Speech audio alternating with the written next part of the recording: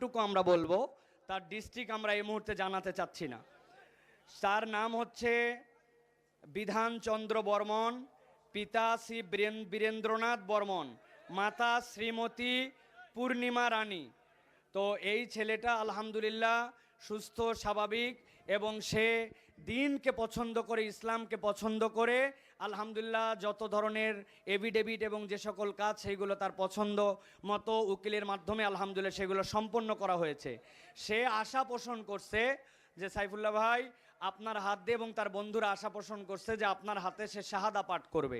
তো এটা আমার জন্য একটা সৌভাগ্য, এত মানুষজন থাকতে সে অপেক্ষা করে খুঁজে বের করে আজকে সে শাহাদা পাঠ করবে আমাদের কাছে। তো আমরা প্রথমে তার কাছে জিজ্ঞাসা করতে চাই যে তোমাকে কোনো প্রেসার দিয়ে, চাপ দিয়ে, কেউ বল প্রয়োগ করে অথবা টাকা পয়সার লোভ দিয়ে কি তোমাকে কেউ ইসলাম ধর্ম গ্রহণ করাচ্ছে? না। তুমি কি সজ্ঞানে স্বেচ্ছায় নিজে বুঝে সুঝে ইসলাম গ্রহণ করছো? হ্যাঁ। মাশাআল্লাহ, আলহামদুলিল্লাহ বলেন। আলহামদুলিল্লাহ আমাদের ভাইকে এখন আমরা তার শাহাদা পাঠ করাবো। সে আমাদের সাথে শাহাদা পাঠ করবে। এরপরে সে তার নামও পছন্দ করেছে। তুমি তোমার নাম কি পছন্দ করছো বলো? আবু বকর সিদ্দিক। ইসলামের প্রথম খলিফা, নবীজির প্রধান সহচর আবু বকর সিদ্দিক রাদিয়াল্লাহু তাআলা আনহু, এই নাম সে পছন্দ করছে। মাশাআল্লাহ। তা আমরা তাকে এখন যা বলবো তুমি সেটা পড়বা আমাদের সাথে। বলো আশহাদু আশহাদু আল্লাহ আল্লাহ ইলাহা ইলাহা ইল্লাল্লাহু ইল্লাল্লাহু ওয়াহদাহু ওয়াহদাহু লা শারীকা লা লাহু শারীকা লাহু ওয়া আশহাদু ওয়া আশহাদু আন্না মুহাম্মাদান আবদুহু আবদুহু ওয়া রাসূলুহু ওয়া রাসূলুহু। আল্লাহু আকবার, তাকবীর। বলো আমি সাক্ষ্য দিচ্ছি সাক্ষ্য দিচ্ছি আল্লাহ ছাড়া কোনো ইলাহ নাই, ইলাহা নাই, মালিক নাই, খালিক নাই, রব নাই। আমি আরো সাক্ষ্য দিচ্ছি মুহাম্মদ সাল্লাল্লাহু আলাইহি সাল্লাল্লাহু আলাইহি সাল্লাম তার বান্দা এবং রাসূল। আল্লাহু আকবার। আল্লাহ রাব্বুল আমিন তাকে এখন নিষ্পাপ অতীতের সব গুনাহ আল্লাহ তার মাফ করে দিয়েছে। তুমি আমাদের সকলের জন্য দোয়া করো, আল্লাহ আমার সকল ভাইকে গুনাহ খাতা মাফ করে যেন আমাদেরকে জান্নাতের পথে কবুল করেন। বলো আমিন আমিন, আল্লাহুম্মা আমিন, আল্লাহুম্মা আমিন। মাশাআল্লাহ। এখন আমরা ইনশাআল্লাহ আমাদের এই আবু বকরের জন্য আমাদের অনেক দায়িত্ব আছে। আমরা আবু বকরকে অন্যান্য মুসলিমের মতো ভিক্ষুক মুসলিম বানাবো না।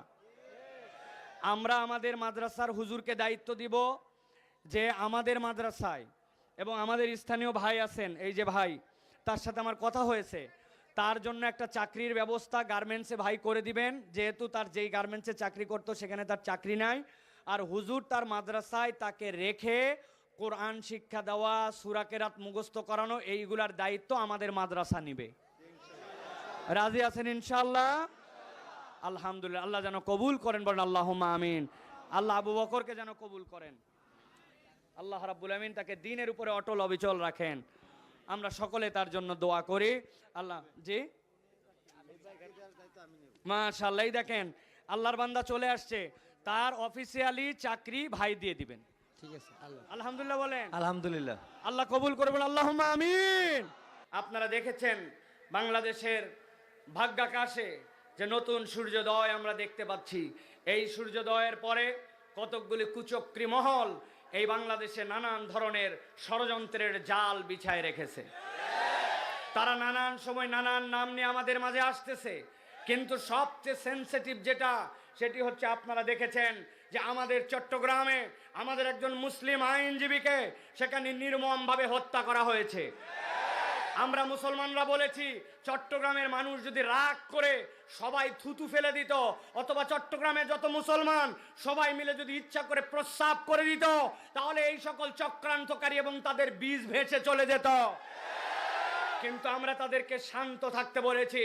আমরা বলেছি বিচার এখন সরকারের কোর্টে, আপনি ঠিকঠাক মতো ইনসাফ মতো বিচার করেন, কেননা 16-17 কোটি মুসলমান রেফারির ভূমিকায় আপনাদেরকে দেখতেছে।